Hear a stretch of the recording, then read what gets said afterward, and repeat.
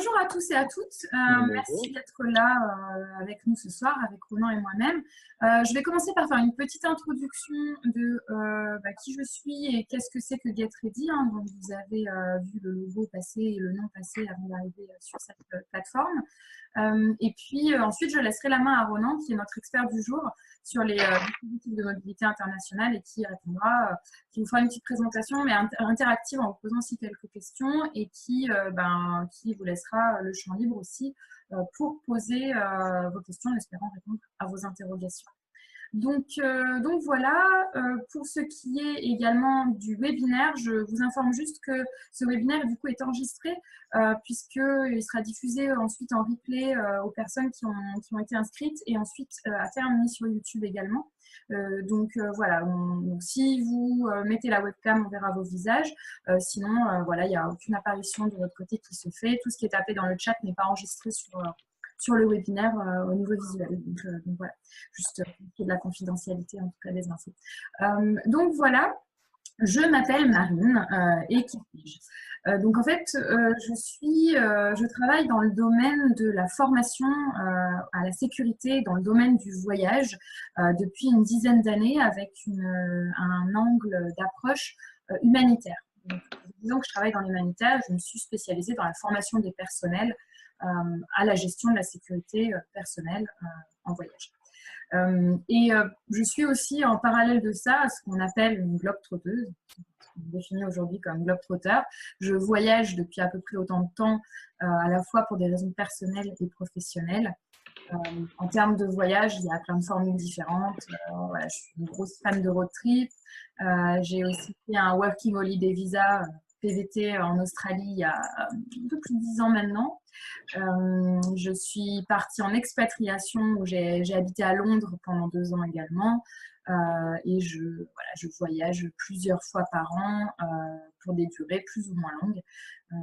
Voilà, ces deux profils se rassemblant et se ressemblant aussi, mais se recoupent en fait sous cette idée de transmettre un petit peu des savoirs et des conseils aux différents voyageurs que j'ai pu croiser, que ce soit dans le cadre communautaire ou dans le cadre personnel. Et c'est là qu'est né en fait Get Ready. Get Ready, en fait, c'est un projet que je porte depuis 1 an et je me suis entourée de super personnes qui m'accompagnent, dont Ronan, qui sont aussi des formateurs.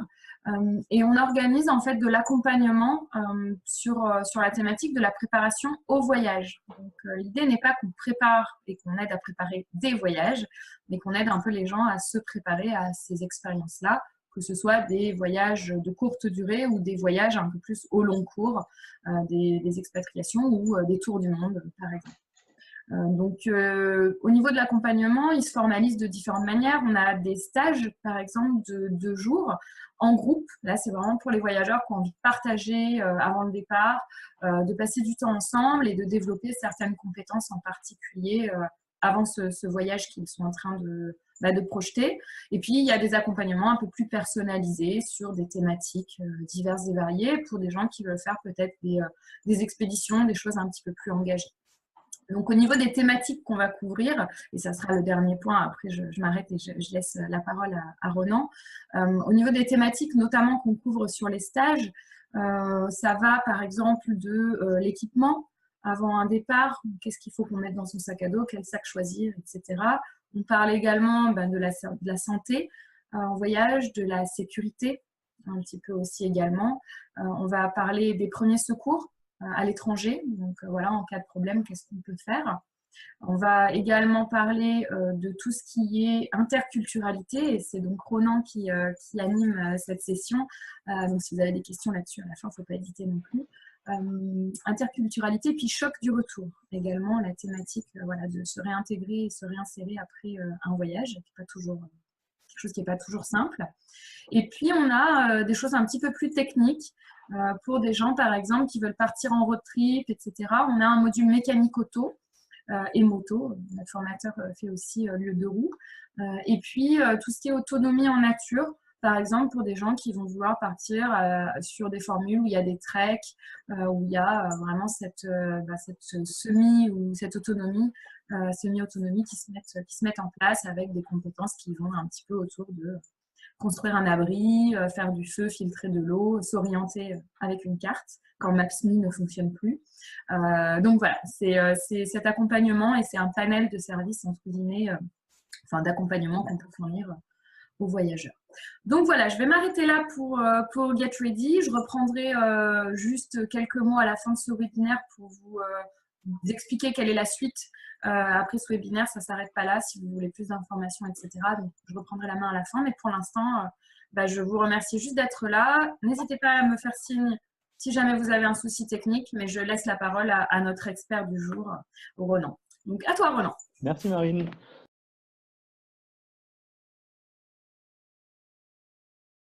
Écoutez, moi déjà, je suis ravi de vous rencontrer. Je m'appelle Ronan, donc je suis enchanté. Personnellement, donc Ronan Broussier, je développe une activité de formateur indépendant qui s'appelle Capabli au sein d'une coopérative d'accompagnement à l'emploi, une CAE qui s'appelle Prism. Donc, pour vous raconter un peu comment j'en suis arrivé là, déjà, bon, j'adore le voyage, j'ai beaucoup voyagé en perso. Pendant longtemps, j'ai dirigé des séjours de vacances à l'étranger, donc on prenait des groupes d'adolescents et on partait en Turquie, en Slovénie, voilà, dans différentes destinations. Et donc, j'avais toujours ce goût du voyage. Et quand je me suis posé un peu, j'ai eu la chance d'être responsable d'un point information jeunesse. Alors, je ne sais pas si vous savez ce que c'est. C'est Pige, hein, on appelle ça. C'est un endroit où des jeunes, alors jeunes au sens large, hein, ça peut aller jusqu'à 30 ans, viennent pour poser des questions sur le logement, la santé, différentes choses. Et il se trouve que dans l'émission du Pige, j'ai aussi accompagné les personnes qui souhaitent partir voyager. Et dans le Pige dans lequel je travaillais, qui s'appelle la gare de Coustelet, on avait beaucoup de demandes dans ce sens-là. Et petit à petit, du coup, je me suis spécialisé dans ce domaine-là. Et c'est pour ça qu'aujourd'hui, donc j'avais plein de personnes qui venaient me voir pour avoir des conseils sur tel et tel voyage. Voilà un peu pour mon parcours et le lien avec donc la thématique du jour. Par rapport à Get Ready, c'est tout simplement grâce aux réseaux sociaux où j'ai rencontré Marine suite à quand elle lançait donc Get Ready. J'ai vu l'idée et j'ai dit bon, ça c'est une trop bonne idée. Je veux en faire partie et je l'ai contacté, on s'est rencontrés, on a discuté et voilà comment je suis devenu formateur pour Get Ready. On a passé déjà un premier week-end voilà, génial et moi je souhaite que Get Ready continue et que voilà, l'aventure continue et qu'il y ait plein de belles choses qui se passent. Donc ça c'était pour la présentation. Je vais vous présenter un peu la démarche. Donc, je ne vais pas faire un webinaire, une conférence d'une heure où juste je vais parler et vous allez écouter la parole de l'expert, entre guillemets, hein, parce que je ne suis pas forcément… je suis expert pour offrir les possibles sur les différentes démarches de voyage. Après, je ne suis pas expert de chaque dispositif. Là, je vais vous présenter une dizaine de dispositifs. Si j'étais expert de tout, ça serait… je me demande comment je pourrais être expert de tout. Donc, au niveau de la démarche, je vous propose de travailler en intelligence collective. Donc, je ne sais pas, est-ce que ça parle à quelqu'un, l'intelligence collective? Pas forcément. Alors, voilà, on peut échanger, hein, vous pouvez ouvrir vos micros, ceux qui le souhaitent. Donc, l'intelligence collective, je pars du principe que le groupe, donc là, on est 7, le groupe a des connaissances sur le sujet plus qu'un seul formateur. D'accord? Donc, on va échanger, donc on va parler des différents dispositifs, mais je vais vous poser des questions. Si c'est des dispositifs que vous avez vécus, n'hésitez pas à intervenir. D'accord? Moi, personnellement, je n'ai pas vécu tous les dispositifs que je vais vous présenter. Donc, on peut faire des allers-retours comme ça, avant qu'il y ait un petit temps de questions-réponses. Ça vous va pour comme ça? Oui, oui, top. Ok, très bien. Vous pouvez aussi, alors je me permets juste dans la barre, vous pouvez aussi mettre oui ou non avec une petite croix et un petit vert. Hein, voilà. Donc n'hésitez pas aussi à utiliser. Voilà. Alors, le premier dispositif que je vais vous présenter, qui est très connu, c'est ce qu'on appelle le PVT, ou donc le permis vacances-travail ou Working Holiday Visa. Marine en parlait tout à l'heure, elle l'a vécu. Je pense que peut-être vous connaissez des gens autour de vous, vous l'avez vous-même vécu? Je connais des personnes qui l'ont effectué autour de moi. C'était en Nouvelle-Zélande pendant 6 mois. Et c'était pour la personne avec une expérience positive. Elle devrait le reproduire si c'est possible. Peut-être par exemple en Australie ou dans une autre destination. Ok, d'accord. Alors, pour toi, Maëlle, comment t'expliquerais un permis vacances-travail à quelqu'un qui ne connaît pas le sujet? Qu'est-ce que c'est pour Alors, toi? pour moi, c'est un permis où on peut voyager, mais tout en trouvant un job. Après, je pense que c'est vraiment des petits jobs, c'est des petits contrats que l'on accumule, mais ça permet d'avoir une première expérience à l'international. Donc, c'est ça que je définirais. Tout à fait, c'est exactement ça. En fait, concrètement, c'est un accord entre le ministère des Affaires étrangères d'un pays, donc la France, et celui d'un autre pays. L'avantage pour le pays d'envoi, c'est que ça permet aux jeunes ressortissants de ce pays de découvrir et d'avoir une expérience à l'international, comme tu as dit. Et l'avantage pour le pays qui reçoit, c'est d'avoir une main-d'œuvre assez jeune pour du travail. Donc, comme tu dis, c'est souvent des petits travails. On parle souvent de travail des champs, ou voilà, des travails en tout cas peu qualifiés pour la plupart. Au niveau des destinations, alors au début, le Working Holiday Visa, c'était un nombre réduit de destinations. Aujourd'hui, ça a explosé. On peut partir au Canada, en Australie, en Nouvelle-Zélande, au Japon récemment, en Argentine, en Corée du Sud, bon, pas encore la Corée du Nord, à Hong Kong, en Russie, à Taïwan, au Mexique, en Uruguay, au Brésil, au Chili et en Colombie. Donc voilà, ça fait quand même une bonne palette de pays. Et voilà, c'est une chance d'avoir tous ces accords internationaux. Alors, je ne sais pas si je l'ai là. Non, ouais, si, je l'ai là. Voilà, on se dit, bon, pour certaines personnes, ça paraît un peu anodin. Mais quand on voit la chance qu'on a d'avoir un passeport, en tout cas pour ma part, le passeport français, et d'avoir accès à toutes ces destinations, on peut que s'en féliciter. Du coup, vous pouvez partir sur toutes ces destinations. Alors, généralement, ça peut être 6 mois, ça peut être 1 an. Il y a différentes conditions. Donc déjà, il y a une condition d'âge. Ça concerne un public relativement jeune. On est sur un public 18-30 ans pour avoir le droit à ces visas, sauf le Canada et l'Argentine pour les personnes un peu plus âgées, donc comme je me rends dedans, qui ont accès au permis jusqu'à 35 ans. Qu'est-ce qu'il faut quelles conditions il faut selon vous pour prétendre à ces visas? Il faut avoir un peu d'argent de côté. Tout à fait. Alors voilà, il faut avoir une certaine somme de côté. Alors là, il y a 2 solutions. Ou alors vous devez fournir une preuve avant le départ, comme quoi vous avez bien la somme sur votre compte. Ou alors, à l'arrivée dans le pays, vous devez fournir cette preuve-là. Donc ça dépend des visas. OK. Quoi d'autre? Ne pas avoir fait déjà ce même visa dans le même pays. Peut-être Voilà. qu'une Alors, seule fois, à part tout à l'Australie, je fait. crois, mais Alors pour ouais. l'Australie, par exemple, voilà, il ne faut pas avoir vécu ce Working Holiday Visa. Après, si on veut revenir une deuxième fois, il y a un système de partenariat, c'est-à-dire que vous devez trouver un partenaire, une entreprise en gros qui vous sponsorise entre guillemets en Australie pour vous faire signer un deuxième PVT. Donc après, moi je ne vais pas parler des spécificités par pays, mais en effet, il peut y avoir un deuxième visa dans certains cas bien précis. OK. Et en général, Pardon? le PVT, en général, il est juste vraiment que pour 1 an, sauf certains pays exceptions. Voilà, c'est ça. D'accord. C'est ça. Voilà, c'est un permis voilà, vacances-travail qui permet de travailler dans le pays et voyager. Bon, le classique, hein, ce qui se fait beaucoup, voilà, c'est partir. Je prends l'Australie parce que je n'ai pas les chiffres, mais je crois que c'est un des pays les plus fréquentés sur le PVT. Les gens partent en Australie, ils restent 6-8 mois, ils travaillent et après, voilà, ils profitent pour découvrir le pays et peut-être découvrir les pays à côté. Bon, le classique, hein, c'est partir en Australie, puis aller en Thaïlande, dépenser un peu l'argent qu'on a gagné en Australie. Je ne sais pas si vous avez des gens autour de vous qui ont fait ça, mais moi j'en connais pas mal.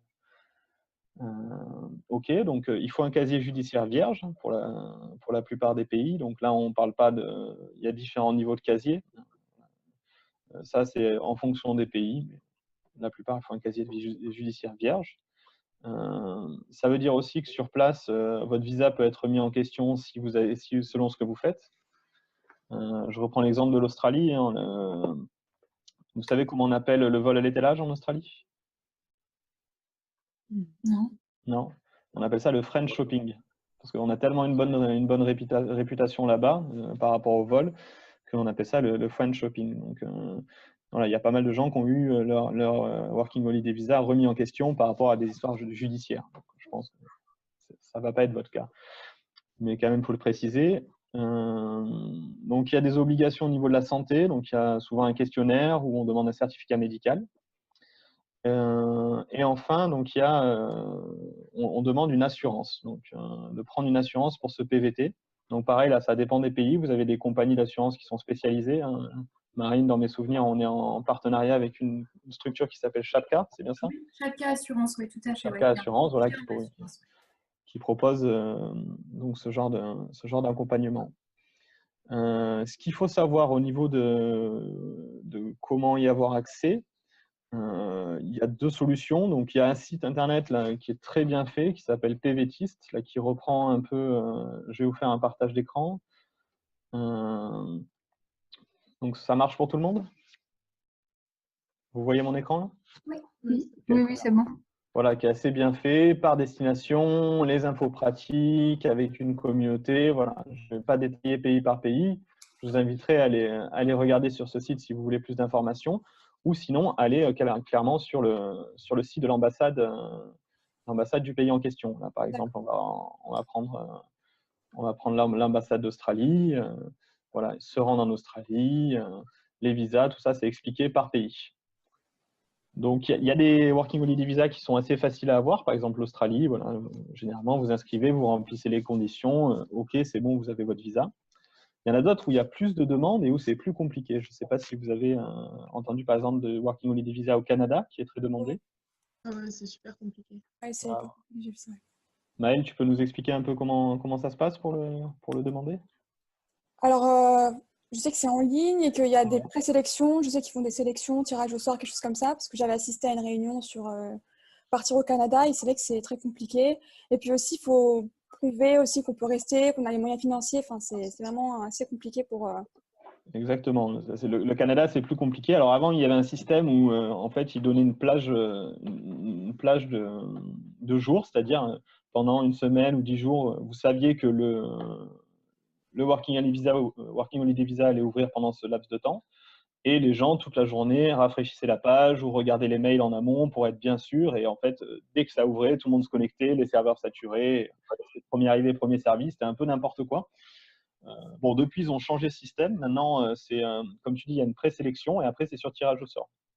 Donc, c'est pas impossible de l'avoir, hein, généralement. Enfin, moi, les gens que je connais, si ce n'est pas la première fois, ils l'ont eu au bout de la deuxième ou la troisième fois. Voilà, il y a des sessions régulièrement, mais on va dire que c'est moins évident que celui en Australie. Donc ça, c'est pareil, je vous invite, si vous avez vraiment un pays en particulier en tête, à vous rendre sur le site de l'ambassade, à aller voir sur le site de PVTist, à poser des questions, et là, vous aurez plus d'informations. Voilà sur la présentation générale au niveau des PVT. Je ne sais pas si vous avez des questions.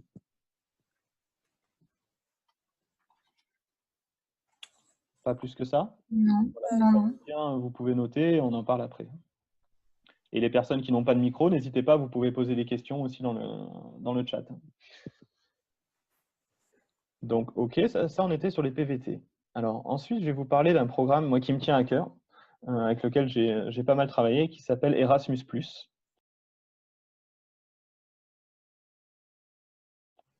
Donc, les gens connaissent beaucoup le programme Erasmus par rapport à tout ce qui est par rapport aux étudiants. Donc, c'est quand même, il est assez connu, il y a des films dessus, on parle même de phénomène de bébé Erasmus, hein, ça, je ne sais plus le nom, mais pareil, il y avait une agence qui avait mis ça en avant, le nombre de rencontres et le nombre de bébés qui sont nés grâce au programme Erasmus. Donc, c'est un très chouette programme, mais on connaît beaucoup le côté étudiant. Donc, je ne sais pas s'il y en a qui ont pu en profiter, peut-être en licence ou pas. Pas du tout. Pas du tout. Alors voilà, pour les étudiants, généralement le classique, hein, c'est en licence 3, voilà, départ pour faire la licence 3 dans un autre pays d'Europe. Voilà. Donc c'est une très très bonne expérience. Je ne vais pas trop en parler là parce que c'est vraiment dédié aux étudiants. Et pour ceux qui veulent effectuer ça, donc il faut se rapprocher. Dans chaque faculté, vous avez un service mobilité internationale et ils sont très qualifiés pour vous expliquer comment ça se passe. Moi, je vais vous parler de l'autre volet d'Erasmus+, parce que Erasmus+, c'est un gros programme. Dans ce programme-là, il y a la partie étudiant qui prend quand même une bonne partie. Et il y a une autre partie un peu plus modeste qui s'appelle donc Jeunesse en action et qui est dédiée cette fois-ci à tous les jeunes, donc étudiants ou non. Et il y a différents dispositifs dans ce programme. Alors, le premier dispositif, c'est celui qu'on appelle le service volontaire européen. Je ne sais pas si certains en ont entendu parler. Oui, un petit peu, mais ça change de nom parfois. Donc, c'est un peu difficile de savoir ce qu'il en est. Exactement. C'est vrai que Erasmus+, n'est pas des plus lisibles, hein. Donc là, il y a eu des efforts de fait, les sites internet sont un peu mieux faits, mais c'est vrai que beaucoup de gens ont du mal à trouver l'information sur ce programme-là. Alors, il se trouve que le service volontaire européen n'existe plus. Je vais en parler comme s'il existait parce qu'il a changé de nom et il devient le Corps européen de solidarité. Grosso modo, c'est à peu près les mêmes conditions.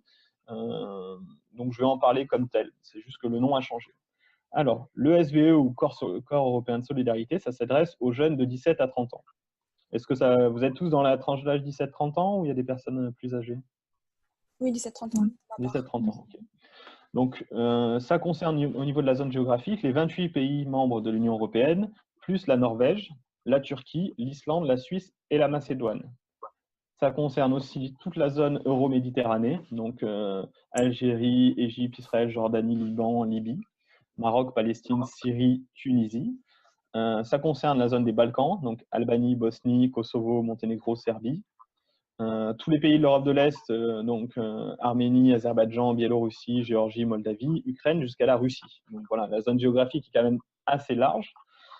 En sachant que bon, là où il y a le plus de missions dans les 28 pays membres de l'Union européenne, mais tous les autres pays que je vous ai cités ont aussi leurs missions. Alors comment ça se passe? C'est des missions jusqu'à 12 mois. Il y a une formation au départ, donc en amont avec l'organisme, donc ça peut être une formation sur de la langue, ça peut être une formation sur le pays.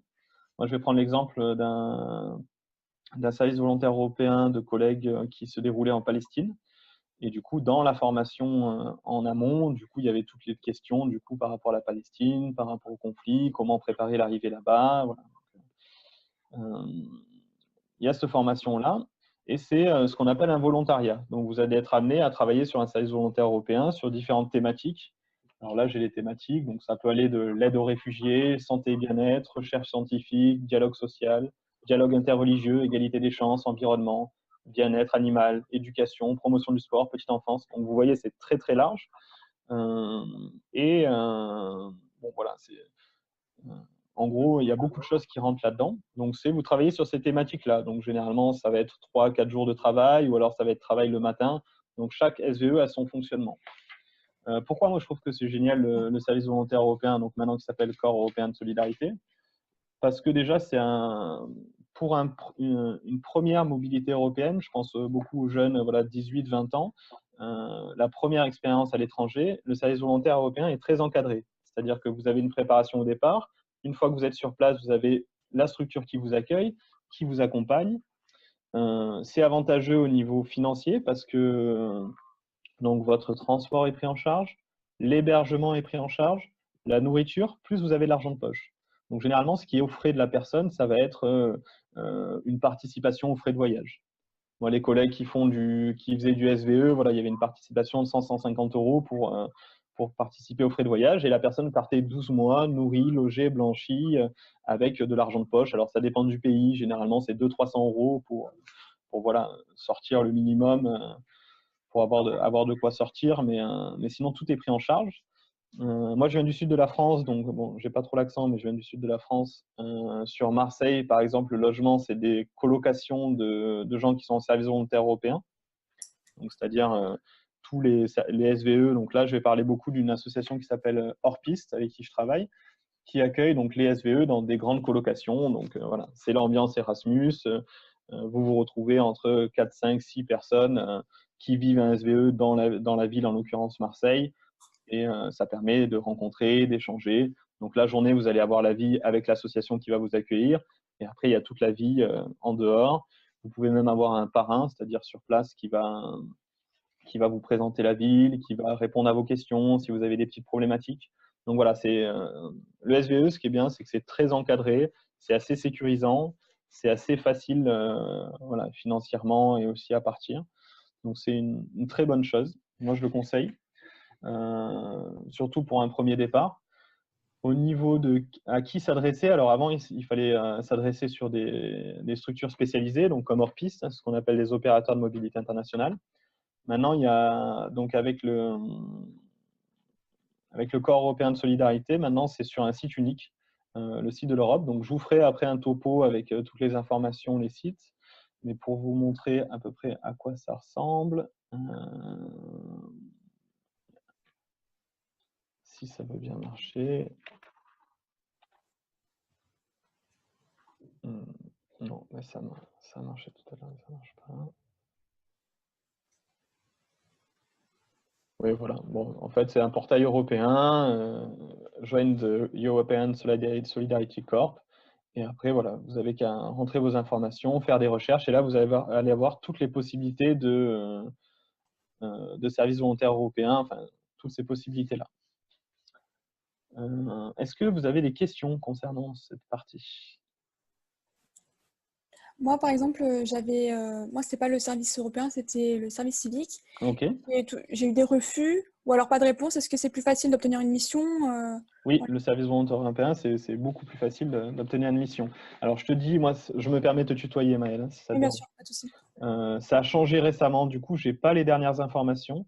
En tout cas, quand c'était le SVE, ça a changé en janvier, là. Quand c'était le SVE, c'était assez facile. Moi, j'avais même des structures qui avaient du mal à trouver des participants pour partir en SVE.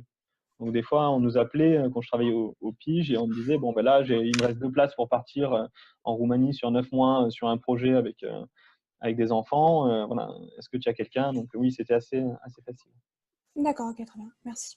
Tu disais, Barbara, en attente d'un départ à Belfast via le service volontaire européen, du coup, c'est ça? D'accord. Bon, ben écoute, on croise les doigts pour toi et on espère que ça va le faire. Ok, d'autres questions sur l'ancien SVE? Est-ce que les missions, tu as dit qu'elles allaient jusqu'à 12 mois? Oui. Est-ce que la moyenne, c'est toujours 12 mois ou il y en a Non, il y en a des moindres. Hein, voilà. Avant, il y avait le SVE court terme, c'était jusqu'à 2 mois, et le SVE long terme de 3 mois à 12 mois. Maintenant, ces missions, voilà, ça varie. Hein. Il peut y avoir du 3 mois, 6 mois, 8 mois, 12 mois. C'est vraiment variable. Ah oui, Tu avais une période en tête en particulier ou... Non, pas forcément, mais si par exemple 2 mois, c'est possible pendant les vacances d'été ou des choses comme ça? Voilà, c'est ça. Hein. Souvent, le court terme, les gens le faisaient pendant les vacances d'été parce que ça permettait bah voilà, c'est un temps où on est plus disponible. Tout à fait. Ok. Du coup, dans ce corps européen de solidarité, il y a aussi un volet donc stage ou emploi. Donc c'est un peu la même forme, sauf que là, c'est l'employeur qui couvre les frais. Et enfin, il y a ce qu'on appelle le projet de solidarité. Donc ça, c'est pareil, c'est nouveau. C'est si vous avez un projet sur ces thématiques-là, vous pouvez le monter vous-même et vous pouvez bénéficier de financement à hauteur de 500 € par mois. Donc voilà, ça c'est à repréciser. Je m'étends pas là-dessus parce que comme je vous dis, voilà, c'est nouveau, ça a changé. J'ai pas tous les tenants et aboutissants. Mais il y a aussi quelque chose qui est très intéressant pour moi sur le programme Erasmus. C'est un autre dispositif qu'on appelle échange de jeunes. Alors là, qui s'adresse à des jeunes de 13 à 30 ans, sachant que voilà, bon, il y a plus d'échanges qui est 18-30 ans, mais voilà, on peut partir à partir de 13 ans. C'est des échanges qui durent cette fois-ci, donc là, on est sur des périodes bien plus courtes, hein, ça dure entre 5 jours et 22 jours. C'est les mêmes zones que le SVE, c'est-à-dire, voilà, comme on a vu, Euroméditerranée, tout ça. C'est les mêmes missions à peu près. Mais voilà, là, ça va être plus court et ça va être plusieurs nationalités qui vont se rassembler pour travailler sur un sujet.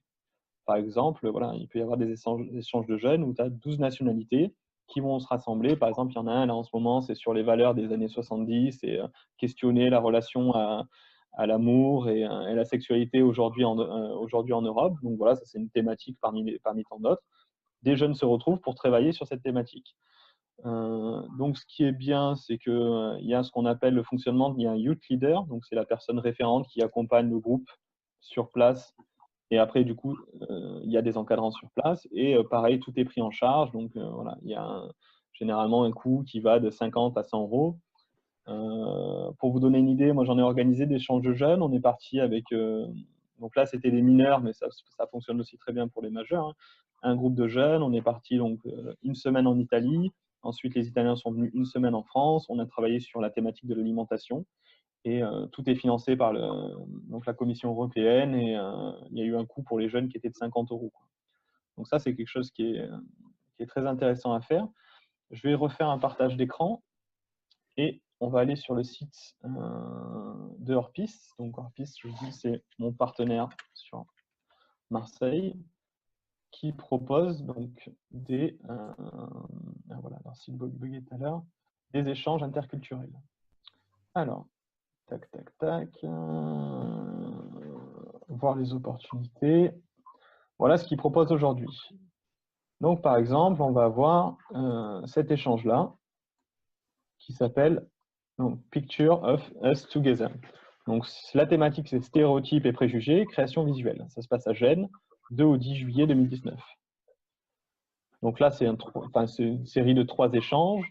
Donc, à travers la découverte de plusieurs outils de réalisation visuelle et d'écriture, la vidéo, etc., vous irez à la rencontre et échangerez avec des personnes qui vivent des situations de marginalisation ou de discrimination. Donc voilà, c'est un projet du coup qui dure sur 8 jours en Italie. Et ça, c'est typiquement le genre d'échange auquel on peut participer. Alors, je vais en montrer d'autres parce que celui-là, il est périmé.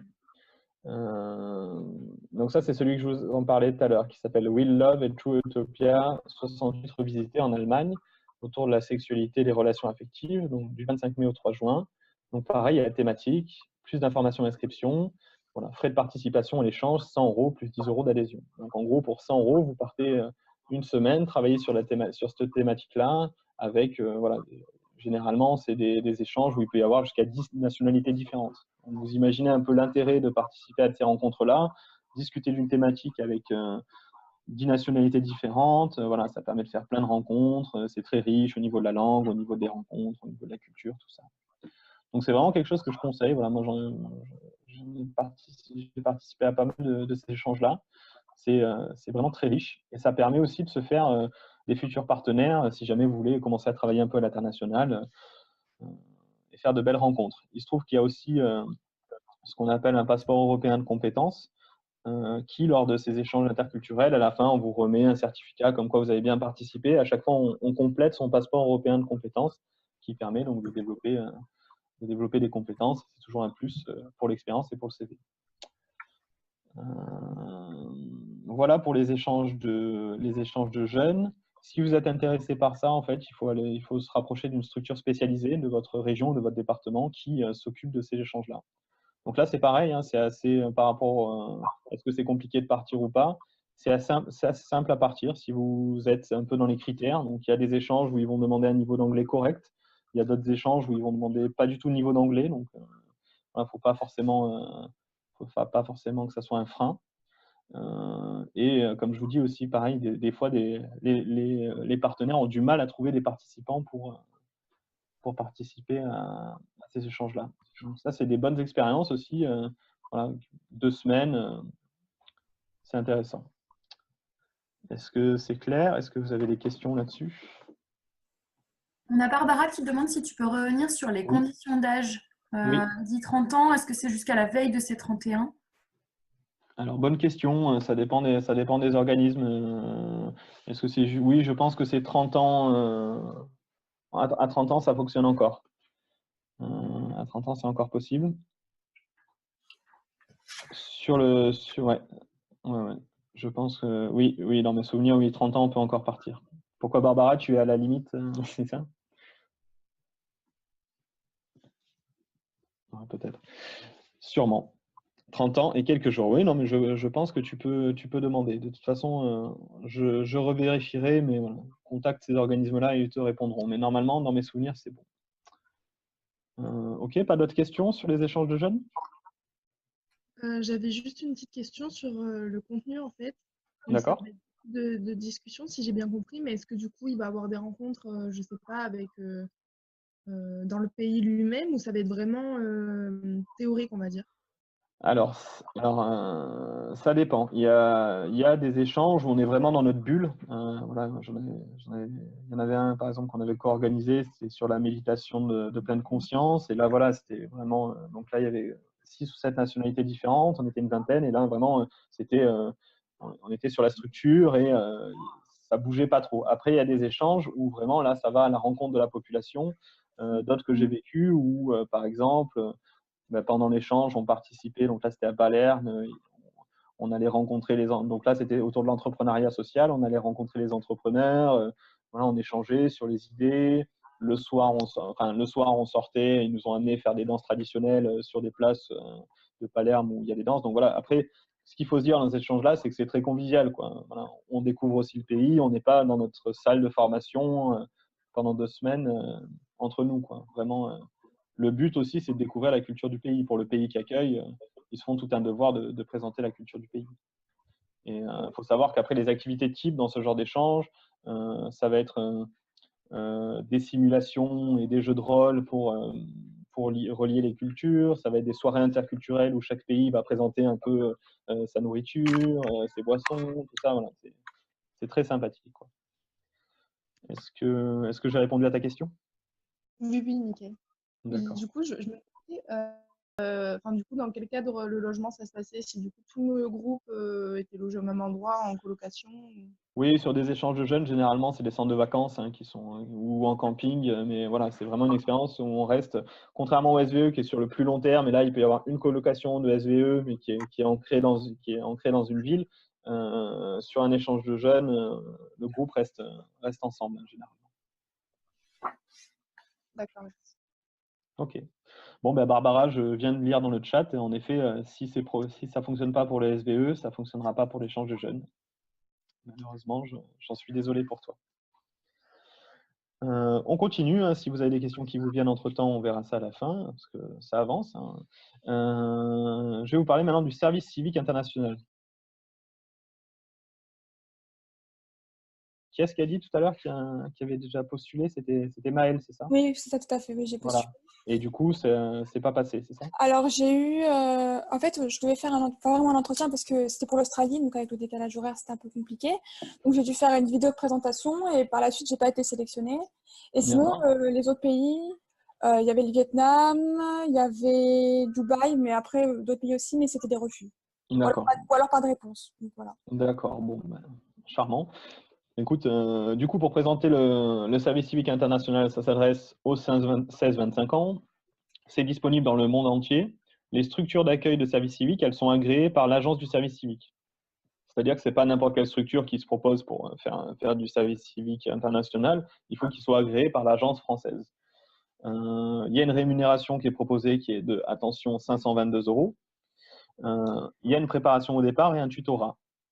Par contre, les transports, l'hébergement et la nourriture sont à la charge du participant, voire à négocier avec l'organisme. C'est-à-dire que, bon, généralement, il y a des organismes qui facilitent les choses et qui proposent un hébergement pas cher ou voire même gratuit. Mais ce n'est pas dans le contrat. C'est-à-dire que contrairement au SVE, à l'échange de jeunes où tout est fourni, là, l'organisme n'a pas d'obligation. Autant vous pouvez arriver sur un organisme et juste avoir votre rémunération de 522 € et vous débrouiller. Ça, c'est à négocier avec les organismes. Donc, c'est le retour souvent que j'ai comme Maël. Ce n'est pas forcément évident à entreprendre. Moi, je ne le conseille pas, le service civique international, dans une première mobilité, parce que contrairement au SVE, il est beaucoup moins encadré. On va se retrouver dans un pays où on ne va pas être forcément logé, on peut être laissé à nous-mêmes. Donc voilà, pour particulièrement des personnes qui débutent dans le voyage ou qui veulent une expérience un peu plus safe, un peu plus confortable, c'est pas la plus confortable. Après, les avantages, c'est que après c'est pareil, c'est un peu les mêmes missions. On est toujours sur les mêmes missions que pour le SVE.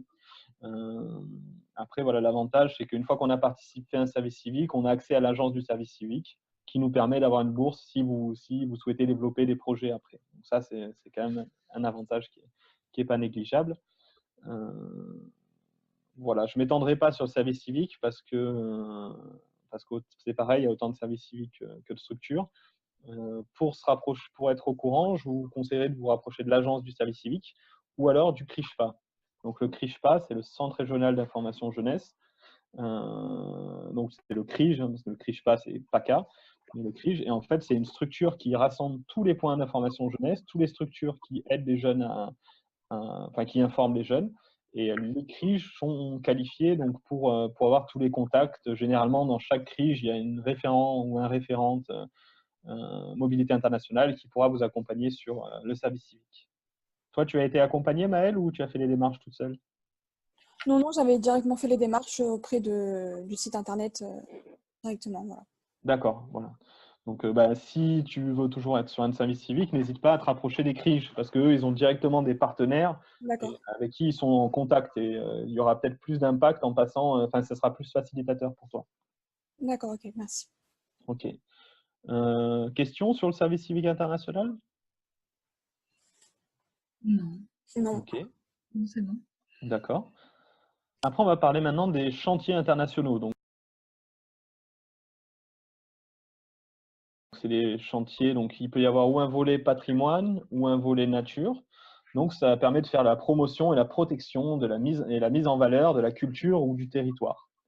Donc ça, c'est un peu selon les organismes. En fait, vraiment, c'est assez large. Pour ça, je ne vais pas vous dire c'est de telle date, il y a tant de participation, etc. Parce que ça varie vraiment selon les organismes. Je vais juste activer le partage d'écran et je vais vous montrer un peu des sites internet qui proposent des chantiers internationaux. Vers chez moi, par exemple, il y a l'APAR. Donc, c'est une structure qui permet Agir à l'international, qui propose des chantiers à l'international. Donc, généralement, c'est le matin, vous êtes sur la structure à effectuer le chantier. Donc, c'est retaper peut-être une vieille église ou vraiment les missions sont diverses et variées. Et l'après-midi, vous avez du temps pour découvrir l'endroit. Donc, pareil, c'est une bonne expérience pour une personne qui a envie de découvrir un pays et être sur le côté sauvegarde du patrimoine et chantier. Voilà. Après, il y en a, comme je vous dis, il y a autant de chantiers que de participants, donc ça, c'est à voir. Il y a donc la plateforme France Volontaire que vous voyez là, qui rassemble donc tous les types de volontariat. Il se trouve que j'ai fait des recherches tout à l'heure, ça ne fonctionne pas forcément avec tout, mais sur les chantiers, vous pouvez faire une recherche de chantier, et comme ça vous donnera les différentes possibilités. Voilà, je vais pas m'étendre là-dessus parce que personnellement, c'est pas ma spécialité. Et rapprochez-vous de l'organisme le plus proche de chez vous qui propose ces chantiers-là pour en savoir plus, si ça vous intéresse. Après, j'évoquerai pas l'humanitaire parce que c'est pareil, c'est pas ma spécialité. Peut-être Marine, tu peux en parler vaguement. Alors, vaguement, non, précisément, oui. Ouais, voilà, plus précisément. En fait, je prévois un webinaire sur la question, sur les voyages qu'on va appeler de solidarité internationale, de faire un peu le tri entre tout ce qui se propose sur ce domaine-là. Donc, voilà, si vous êtes intéressé, après coup, n'hésitez pas à venir me poser des questions. Hein, vous aurez mon adresse email. Je pourrais vous répondre plus individuellement sur ces voyages, soit de type bénévolat et éco-volontariat ou ce qu'on appelle solidarité internationale aussi. Mais c'est pour la prochaine fois. Voilà, ce sera l'occasion de participer au prochain webinaire sur cette thématique-là. Maintenant, donc là, on quitte un peu la nébuleuse des dispositifs. Hein. J'espère que ça a été un peu plus clair. Voilà, c'est assez opaque pour beaucoup de gens, hein, je vous rassure. Il y a beaucoup de gens qui ont du mal à saisir. L'information n'est pas forcément très claire, les dispositifs changent.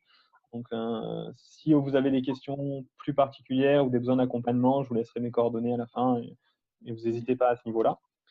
Et là, je vais partir sur quelque chose donc qui est moins autour des dispositifs, c'est ce qu'on appelle les réseaux de bénévolat.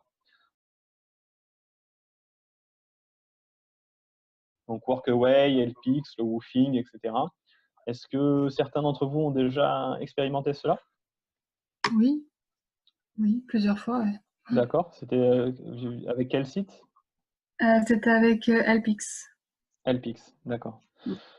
Ok, on va en parler tout à l'heure, tu nous présenteras. Donc, grosso modo, tous ces sites-là ont le même concept. Hein, c'est donc du bénévolat, donc avec un peu de travail le matin sur des missions diverses et variées, en échange donc d'être nourri, logé, voire des sorties. Après, chaque site a ses spécificités. Donc, le premier que je vais vous présenter, c'est le Woofing. Ça veut dire donc c'est un site anglais, c'est-à-dire Worldwide Opportunity on Organic Farm. Donc, c'est du bénévolat dans des fermes, donc biologiques, hein, la plupart. Ça se passe dans le monde entier. Pareil, donc c'est le concept bénévolat le matin, vous travaillez à la ferme et on vous loge, on vous nourrit, sur des périodes diverses et variées. Ça peut être de quelques jours à des périodes plus longues, selon les missions. Donc, monde entier, je l'ai déjà dit. Il y a une cotisation par pays, donc contrairement aux autres sites. Hein, en fait, vous inscrivez sur le site du pays et vous avez accès donc, à toutes les offres du pays. Pour avoir une idée de prix, l'Australie, c'est 70 €, la France, c'est 20 €. Une fois que vous avez payé donc, ce droit d'accès, vous êtes assuré pendant votre bénévolat en woofing, et aussi donc, vous avez un livret ou une application avec tous les hôtes disponibles et qui permet de vous identifier. Donc, vous voulez partir dans un pays, vous allez vous inscrire sur le site du pays. Ensuite, vous avez accès à tous les offres disponibles et vous devez contacter la personne si elle est disponible et qu'elle accepte. Et après, une fois que vous allez sur place, et vous faites votre mission. Donc ça, c'est assez ancien. Pour les gens qui aiment la nature, qui aiment le travail de ferme, tout ça, c'est une très très belle opportunité. Quelqu'un a déjà expérimenté le woofing aussi ici? Non, jamais. Non, pas forcément. Donc voilà. Ça, c'est donc une belle opportunité. Après, il y a la plateforme Helpix. Donc c'est anglais. C'est celle-là que tu as dit, Émilie, que tu avais déjà. Oui, c'est celle où je suis inscrite. Oui. C'est une inscription sur 2 ans. Et pareil, on peut avoir, c'est sur le monde entier. Par contre, c'est pas par pays. Là, c'est vraiment le monde entier. Et il y a plein de projets, plein de missions possibles. Et on doit contacter aussi les personnes pour voir si les dates peuvent convenir. Normalement, dans le descriptif de chaque mission, il y a aussi le nombre de jours ou le nombre de semaines, de mois où on doit être là, parce que parfois c'est pas pour une semaine, hein, parfois c'est vraiment pour des missions de 1 mois ou 2 mois. Donc il faut bien lire le descriptif et bien communiquer en fait avec les personnes qui ensuite vont nous accueillir, parce que sur le nombre d'heures, parfois c'est assez flou, donc il faut bien demander. Et puis voilà. Ouais, ça, c'est vrai que tu as raison de le préciser, hein, parce que même pareil pour le woofing, des fois c'est pas précisé et ça peut créer des surprises. Exactement, oui. Moi, je vais vous donner l'exemple d'un voisin et ami, lui qui a une ferme, donc lui il fait du jus de pomme. Il accueille des gens en woofing. Il est assez clair sur le site internet de comment ça se passe chez lui, mais des fois les gens sont surpris parce que chez lui, il ne travaille pas juste le matin quelques heures. Voilà, c'est une journée de travail un peu plus conséquente. Mais en contrepartie, il leur propose plein d'activités. Il sort avec les woofers au cinéma, au théâtre, en concert. Donc voilà, c'est quelque chose d'un peu plus global. C'est plus que juste tu travailles un peu le matin et on t'offre le gîte et le couvert. Là, il propose une expérience un peu plus globale. Et il le précise sur le site internet, mais des fois, des gens sont assez surpris quand ils arrivent et ils s'attendent à travailler 2 heures le matin et après pouvoir faire leur vie. Et en fait, chez lui, chez Rudolf, ça ne se passe pas comme ça. Donc ça, c'est vrai, être attentif à ça. Et peut-être, je ne sais pas toi, Émilie, si tu contactais les personnes en leur proposant de peut-être reformuler, être plus clair sur les horaires. Oui, je contacte les personnes, et parfois, si c'était possible, par Skype, même si on pouvait discuter par Skype.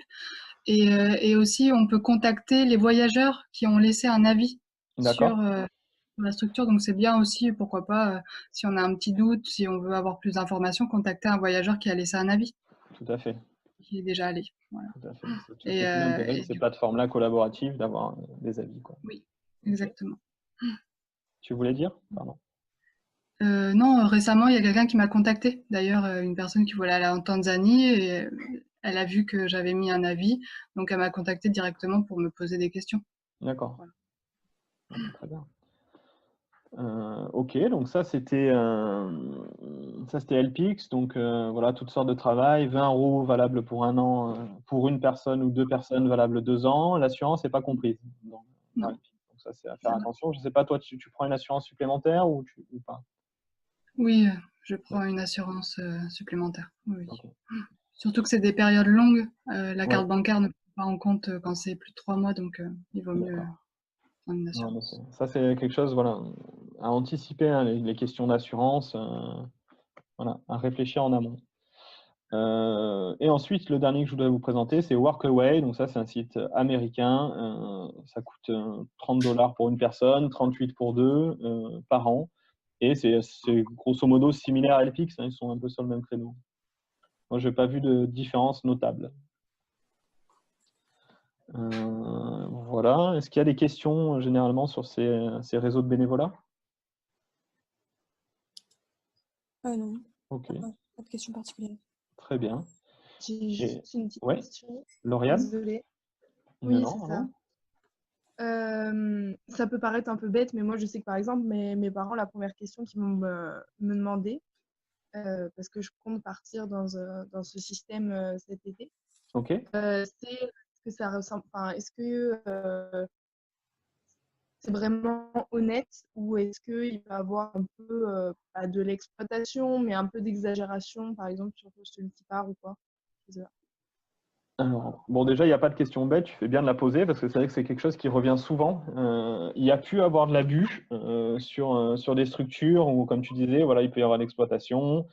Après, aujourd'hui, avec le système de commentaires, peut-être Émilie pourra nous le dire sur LPX, mais des personnes qui ont des mauvais commentaires ne font pas long feu sur la plateforme. Et voilà, tu as des commentaires, tu as des dizaines de personnes qui ont validé l'expérience en disant ça se passe comme ci, ça se passe comme ça. Tu peux te baser là-dessus sans problème. Oui, et puis on n'est pas lié par un contrat. Donc si vraiment c'est de l'exploitation, si vraiment on travaille trop d'heures par jour, on peut partir. Voilà. Ça répond à ta question, Lauriane? Oui, super, merci beaucoup. Voilà. Après, s'il y a besoin de rassurer tes parents, tu peux leur filer nos contacts. Et on leur racontera nos expériences, belles expériences et positives avec grand plaisir. D'accord, merci. Ensuite, maintenant, on va voir les réseaux d'hospitalité. Donc là, je vais parler déjà du plus connu, hein, ça s'appelle le Couchsurfing. Donc, le concept, c'est de surfer sur des canapés, entre guillemets. Donc, en gros, vous allez dans une ville, dans un pays, c'est un réseau de personnes qui proposent de vous loger gratuitement. Bon, ça peut être sur un canapé, sur une chambre d'amis, etc. Voilà, il n'y a pas de contrepartie. Généralement, comment ça se passe? La personne, elle vous accueille.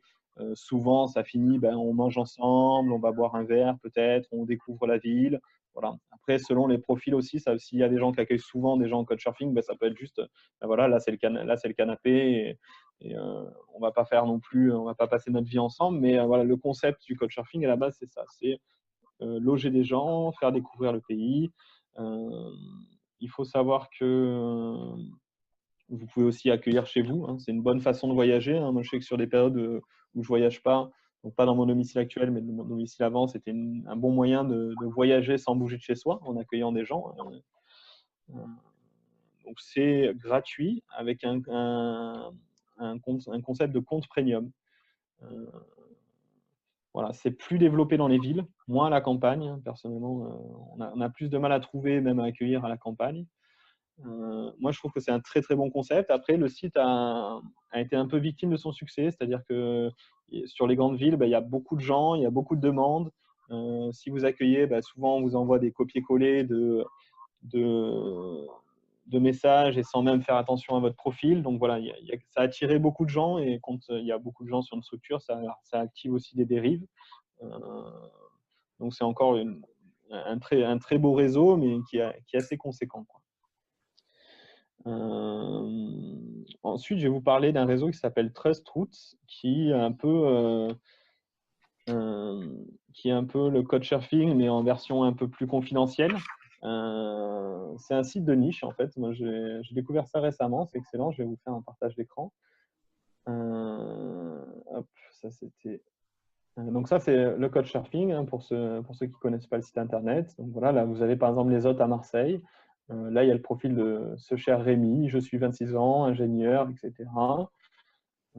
Si on est intéressé pour être logé par cette personne, on clique dessus et après on lui demande, on lui fait une request, on lui fait une demande et là, du coup, on lui dit pourquoi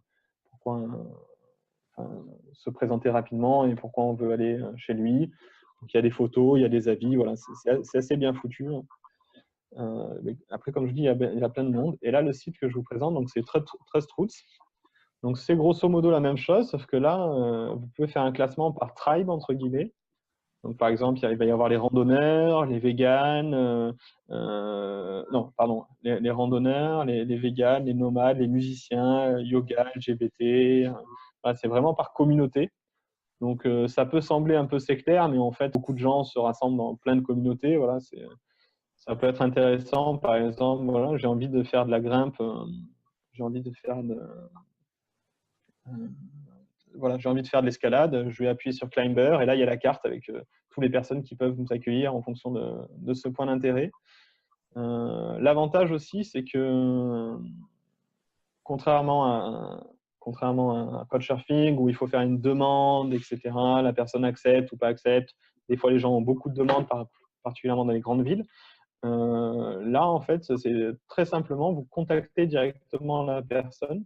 Il y a beaucoup de gens qui laissent leur numéro de téléphone. Donc là, c'est pas, le concept, c'est pas je fais une demande et j'attends de voir si on me répond, c'est je contacte la personne et en direct, je vois avec elle. Alors là, il n'y a pas de numéro de téléphone, mais j'en ai vu pas mal où il y avait des numéros de téléphone. Donc ça, c'est nouveau. Je vous avoue, je n'ai pas encore testé, mais on me l'a conseillé. Et on m'a dit que c'était très spontané. Par exemple, quand vous voyagez, pas besoin de prévoir longtemps à l'avance, comme le Couchsurfing où il faut faire vraiment ces demandes à l'avance. Là, il suffit vous pouvez, sur la route, vous voyez quelqu'un qui est prêt à accueillir, vous le contactez, et sinon, c'est le même concept, quoi. Donc, c'est assez sympa. Les gens qui ont fait ça, c'est des gens qui viennent d'un site internet qui s'appelle Hitchwiki. C'est un site internet, donc c'est un wiki, comme Wikipédia, mais autour de l'autostop. Donc là, par exemple, je vais vous montrer le site. Si je le retrouve, ça veut bien partir. Hitch. Voilà. Wiki. Donc ça, c'est un site internet voilà, pour les gens qui font du stop, si ça vous arrive de voyager en stop. Par exemple, je vais taper la ville la plus proche de chez moi, c'est Avignon. Donc je veux faire du stop à Avignon, sortir en stop, vous voyez, là, ça montre, vous devez à l'extrémité nord-est, il y a tel bon plan, tel mauvais plan. Donc ouais, c'est un site qui peut servir, hein, qui fonctionne à l'international. Hein. Vous arrivez dans une ville, vous voulez savoir où faire du stop. C'est assez intéressant. Et donc, c'est la même team qui a créé Trust Routes. Donc voilà. Un autre site d'hospitalité, il y a ce qu'on appelle l'Hospitalité Club. Donc celui-là qui commence un peu, ça m'embête. Voilà, qui commence un peu à dater. Hein. Vous voyez le site internet, il n'est pas de toute jeunesse, mais voilà, ça fonctionne encore. C'est un des premiers à s'être posé sur le créneau.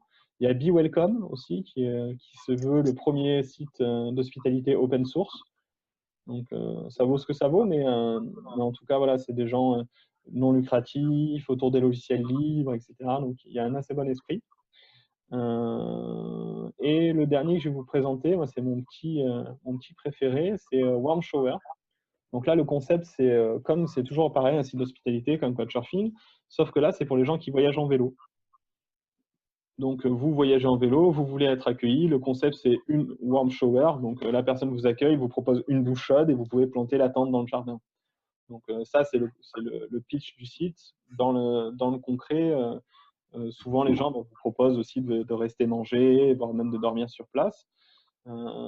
Pourquoi? Moi, je le trouve que c'est un bon site. Personnellement, je ne voyage pas en vélo, mais j'accueille des gens et ça permet d'accueillir les gens même dans des zones rurales. Parce que je ne sais pas si vous avez déjà essayé d'accueillir des gens en couchsurfing à la campagne, mais vous n'avez pas trop de succès. Alors que sur un site comme ça, vous pouvez avoir plus de gens, vu que forcément les gens voyagent en vélo, ils sont plus à même à sortir des sentiers battus. Vous avez déjà accueilli des gens en couchsurfing ou avec d'autres sites chez vous? Oui, un petit peu. Ouais. Et du coup, j'utilise ce site-là, Warm Showers, quand je pars en vélo. Après, c'est très peu pour le moment. D'accord. Mais du coup, c'est vraiment un site sympa. Ouais.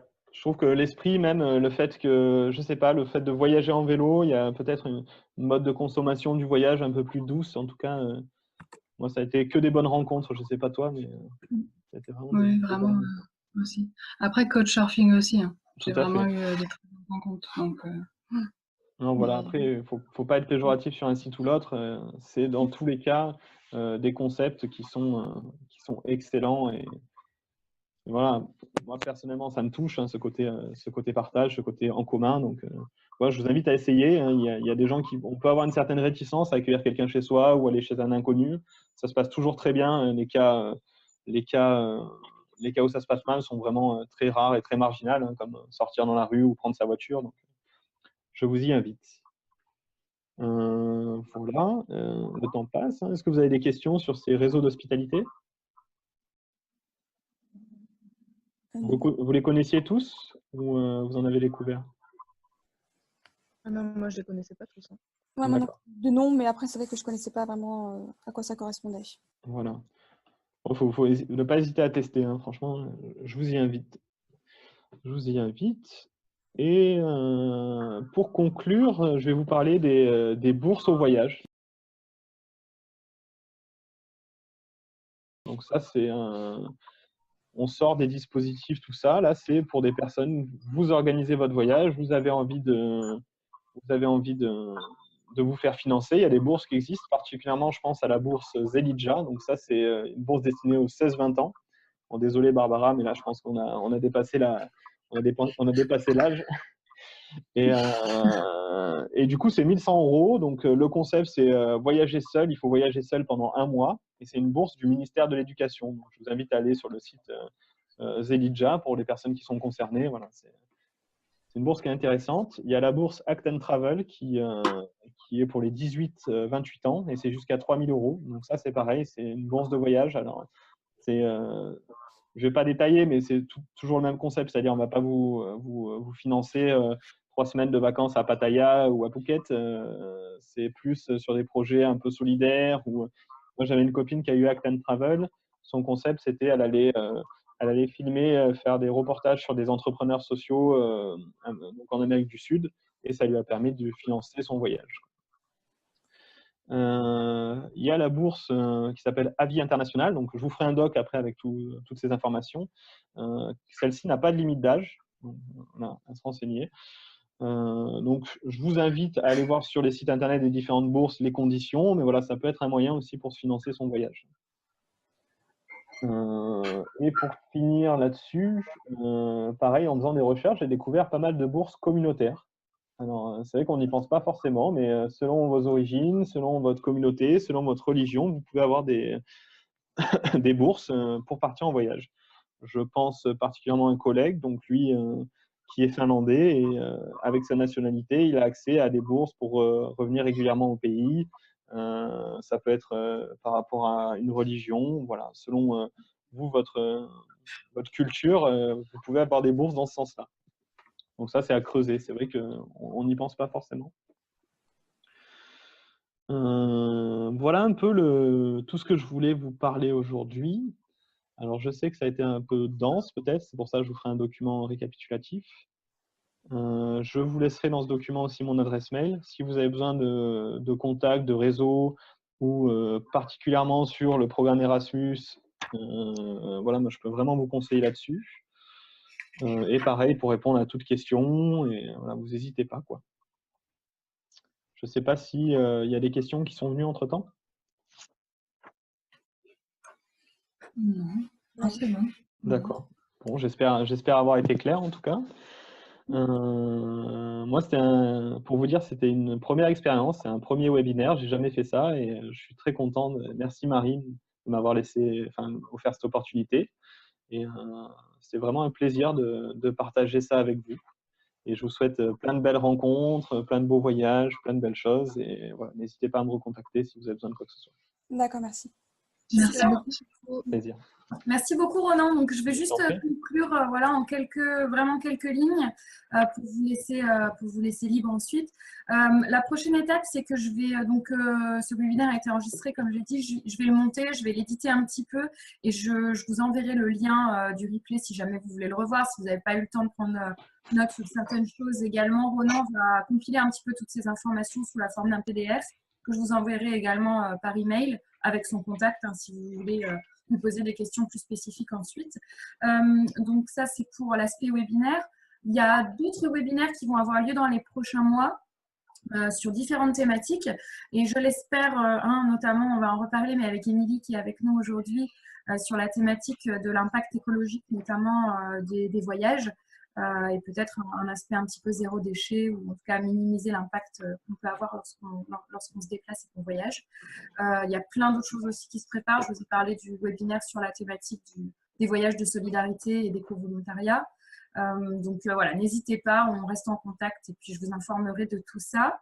Et dernier point, si les thématiques dont je vous ai parlé au début vous intéressent par rapport au stage, le prochain stage Get Ready a lieu les 6 et 7 avril, donc pas ce week-end, le week-end d'après. Donc pareil, je peux vous donner un petit peu toutes les informations. C'est en Bourgogne, dans un écogîte qui est super, voilà, en permaculture, qui fait plein de trucs super chouettes. Et on passe des très bons moments ensemble. Donc voilà. Je vous le confirme. Ouais, tu confirmes. C'était vraiment sympa le dernier, ouais, c'était chouette. Donc voilà, merci à vous d'avoir participé. Et puis, on reste en contact. De toute façon, l'idée, c'est de créer un petit peu des échanges. Et puis, on croise les doigts pour Belfast. et puis, pour les autres, à très bientôt. Oui, à bientôt. À bientôt. Merci beaucoup. Passez une bonne soirée. Au revoir. Une bonne soirée. Au revoir. Bonne soirée.